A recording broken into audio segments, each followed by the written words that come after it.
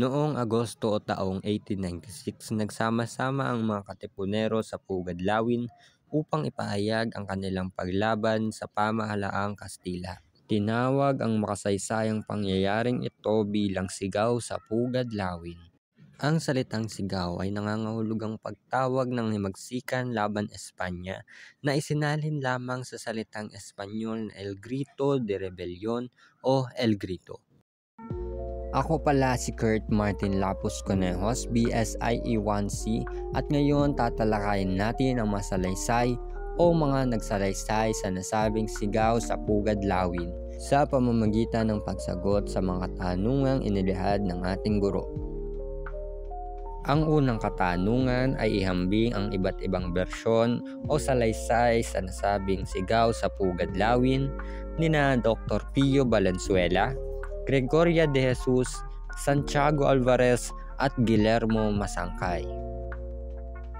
Uunahin na natin ang bersyon ni Dr. Pio Valenzuela na nagsabi na siya ang nag-confirm at isa sa eyewitness event na ito. Ang kanyang unang bersyon ay sigaw sa Balintawak, ngunit kalaunan ay sa kanyang Memoirs of Revolution, sinabi niya na sigaw sa Pugad Lawin ang naganap noong August 23, 1896.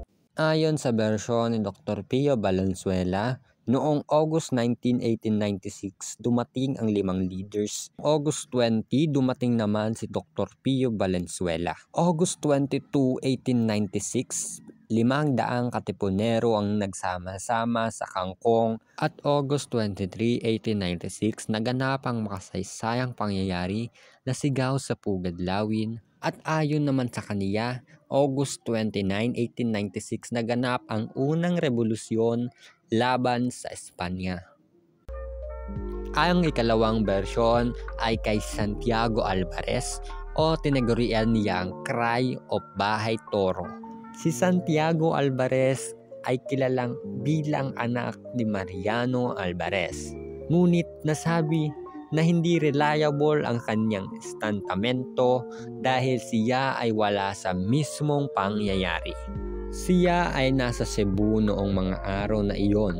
Ayon sa kanyang bersyon, August 22, 1896, 300 katao ang nagsama-sama. At August 23, 1896, nagsama-sama ang 500 Katipunero sa Bahay Toro o mas kilalang bahay ni Melchora Aquino. At August 24, 1896, mahigit 1,000 Katipunero ang dumating. At sa parehong araw ay naganap ang unang sigaw sa Bahay Toro. At ayon din sa kanya, August 29, 1896, naganap ang revolusyon laban sa Espanya. Ang ikatlong bersyon na ating tatalakayin ay sa asawa ni Supremo Andres Bonifacio na si Gregoria de Jesus. Si Gregoria de Jesus ay tinaguriang lakambini ng Katipunan. Ayon lamang sa bersyon niya, August 25, 1896, naganap ang unang sigaw at ito ay malapit sa Caloocan. At ang panghuling ating tatalakayin ay ang bersyon ni Guillermo Masangkay. Si General Masangkay ay nakasama sa pangyayari at isa sa eyewitness nito. Ayon sa kanyang bersyon, August 26, 1896, naganap ang unang sigaw sa Balintawak sa baryo ni Apolinario Samsons. Natatandaan niya raw ang tumating na mga leaders na sina Bonifacio, Emilio Jacinto, Aguido del Rosario, Tomas Remigio, Brico Pantas, Teodoro Plata, Pio Valenzuela, Enrique Pacheco at Francisco Carrion. Ang ikalawang katanungan ay paano naapektuhan ng kanilang mga pananaw at papel sa revolusyon ang kanilang mga salaysay. Kay Dr. Pio Valenzuela, naiimpluwensyahan niya ang kanyang mga naratibo dahil sa magkaibang statement niya na kanyang sinabi patungkol sa unang sigaw sa Pugad Lawin. Isa pa sa nakaka-impluwensya ay yung pagiging primary source ni Dr. Pio Valenzuela dahil nandoon siya sa mismong pinaganapan ng unang sigaw.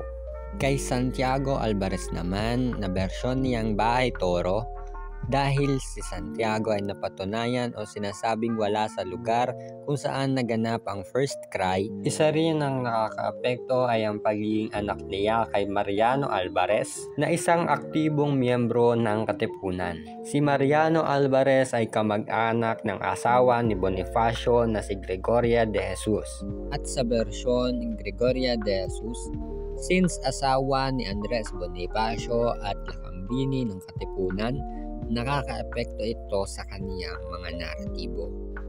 At sa panghuli na si General Guillermo Masangkay, isa siyang eyewitness at childhood friend at gayon din isang advisor ni Supremo Andres Bonifacio. At ang panghuling katanungan, aling salaysay ang pinaka-kapanipaniwala at bakit? Para sa akin, ang salaysay ni Dr. Pio Valenzuela ang pinaka-credible at detailed para sa akin. Kasi simula sa pagdating nila sa Pugad Lawin ay detalyado at may petsa. Masasabi ko rin na credible dahil ang gobyerno ay dineklara na August 23, 1896 naganap ang first cry. Karagdagan para suportahan ang aking statement, si Dr. Pio Valenzuela ang kauna-unahan at nag-confirm sa pangyayaring ito. At doon nagtatapos ang mga presentasyon ng mga bersyon at sa mga katanungang inilahad. Ang masasabi ko lamang kahit saan, kailan nangyari ang unang sigaw, naging daan ito upang matiwalag tayo sa pamumuno ng Espanya. Naging daan rin ito upang maging malaya ang bansang Pilipinas.